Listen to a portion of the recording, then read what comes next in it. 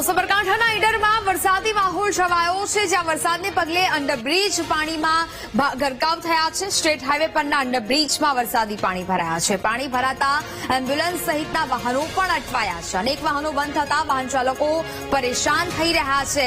આ એ દ્રશ્યો કે જ્યાં અંડરબ્રિજમાં પાણી ભરાયા હોવાનું સામે આવી રહ્યું છે, જેને કારણે વરસાદી પાણીમાં અનેક વાહનો બંધ પડી ગયા છે, જેને કારણે વાહન ચાલકોને મુશ્કેલી સહન કરવાનો વારો આવ્યો છે। સાબરકાંઠાના ઈડરના દ્રશ્યો જ્યાં વરસાદી માહોલ છવાયો અને વરસાદી વાતાવરણને સાથે અહીંયા અંડરબ્રિજ પાણીમાં ગરકાવ થયો હોય તેવા દ્રશ્યો અહીંયા સર્જાયા છે।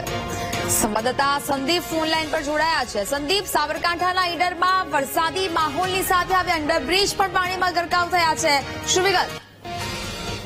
નેહા, સાબરકાંઠા જિલ્લામાં અંબાજી જે સ્ટેટ હાઈવે છે તે હિંમતનગરથી અમદાવાદ અંબાજી સ્ટેટ હાઈવેમાં માત્ર એક જ રોડ જે ઈડર થઈને પસાર થતો હોય છે, જ્યાં રેલવે અંડરબ્રિજનું કામ ચાલુ હતું। ત્યારબાદ અંડરબ્રિજનું કામ પૂર્ણ થયું છે, ત્યારે આ પહેલા વરસાદમાં જ કમોસમી વરસાદમાં જ પાણી ભરાતા એમ્બ્યુલન્સ સહિત વાહન ચાલકો પરેશાન થયા હતા।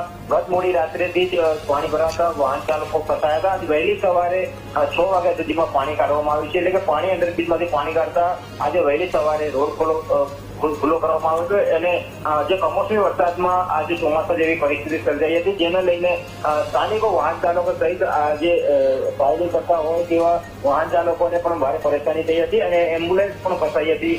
માત્ર અંબાજી જતો જે રોડ છે તે માત્ર અંડરબ્રિજ થઈને જ જવાનું હોય છે, ત્યારે આ બ્રિજમાં પાણી ભરાતા વાહન ચાલકો કલાકો સુધી પરેશાન થયા હતા। સ્થાનિક લોકોની ઘણા વર્ષોથી માંગ છે કે ઈડર બાયપાસ કરવામાં આવે, જેથી વાહન ચાલકોને સળતા રહે, પણ સ્થાનિક તંત્ર અને રાજકીય નબળાઈના લીધે આ બાયપાસ હાલ કરવામાં નથી આવ્યો, જેને લઈને વાહન ચાલકો હાલ તો અંડરબ્રિજમાં ફસાયા છે। હાલ પાણી ઘૂંટણસમા પાણીની અંદર લોકો વાહન પસારો કરી રહ્યા છે, જીવના જોખમે વાહન પસારો કરી રહ્યા છે અને સ્થાનિક તંત્ર સહિત લોકો સામે રોષ છે, ત્યારે સ્થાનિક લોકો પણ માંગ કરી રહ્યા છે કે તાત્કાલિક ધોરણે આનો નિકાલ કરવામાં આવે અને જો નહીં કરવામાં આવે તો આવનાર ચોમાસામાં પાણી ભરાતા વાહન ચાલકો સહિત જે ઈડર સ્ટેટ જે હાઈવે છે તેમાં પાણી ભરાતા અનેક વાહન ચાલકો પરેશાન થશે। ત્યારે જોવાનું કે સ્થાનિક તંત્ર દ્વારા હવે આગામી સમયમાં પાણીનો નિકાલ કઈ રીતે કરે છે। બિલકુલ સંદીપ, જાણકારી બદલ આભાર।